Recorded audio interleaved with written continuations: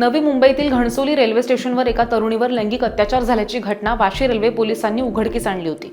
अत्याचार झालेल्या तरुणीच्या मदतीने पोलिसांनी तिच्यावर लैंगिक अत्याचार करणाऱ्या व्यक्तीचं रेखाचित्र सुद्धा रेखाटलं। रेखाटलेल्या चित्राला साधर्म्य असलेल्या एका व्यक्तीला कोपर खैरणेमधून ताब्यात घेतलं तेव्हा त्यानंच तिच्यावरती अत्याचार केल्याचं निष्पन्न झालं। आरोपीला पोलिसांनी अटक करून कोर्टानं त्याला 7 दिवसांची न्यायालयीन कोठडी सुद्धा सुनावली आहे आणि पोलीस आरोपीबद्दल अधिक तपासही करतायत। वाशी रेल्वे पोलीस स्टेशन यांनी त्यांच्याकडे एक पीडित मुलगी त्यांना घणसोली स्टेशनला मिळून आली होती। त्याप्रमाणे त्यांनी वैद्यकीय तपासणी करून त्याच्यावर लैंगिक अत्याचार झाले, त्यामुळे त्यांनी त्या ठिकाणी गुन्हा दाखल केला होता। गुन्हा दाखल झाल्यानंतर गुन्ह्याचे घटनास्थळ वाशी पोलीस ठाणे अंतर्गत असल्यामुळे पुढील तपास हा वाशी पोलीस स्टेशन येथे आला होता। सदर मुलीच्या सांगण्यावरून पाहिजे आरोपींचे रेखाचित्र काढण्यात आले होते।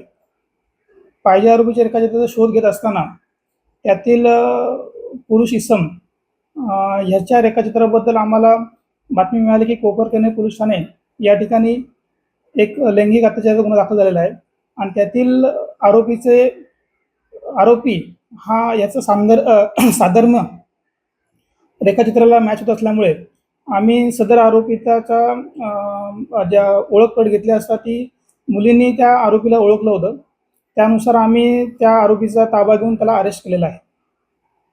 हा आरोपीवरती अजून सध्या तरी कोपरखैरणे पोलीस ठाणे येथे एक 354 आणि 354D IPCचा एक गुन्हा दाखल आहे। आता पोलीस किती दिवसांची पोलीस कस्टडी? एक 7 दिवसाची पोलीस कस्टडी भेटलेली आहे। सध्या आरोपी न्यायालयीन कोठडीत गेलेला आहे आणि यातील पाहिजे आरोपी छाया हिचा शोध चालू आहे।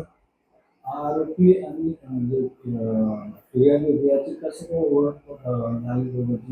पहिल्यापासून होती कसं? ह्यांच्यामध्ये ओळख नव्हती। ती मुलगी सुद्धा भंगार वेचण्याचं काम करत होती, तसेच हा आरोपी सुद्धा त्याच परिसरामध्ये भंगार वेचण्याचं काम करत होता। ह्यांची पूर्वस्थिती ह्यांची ओळखीची नव्हती।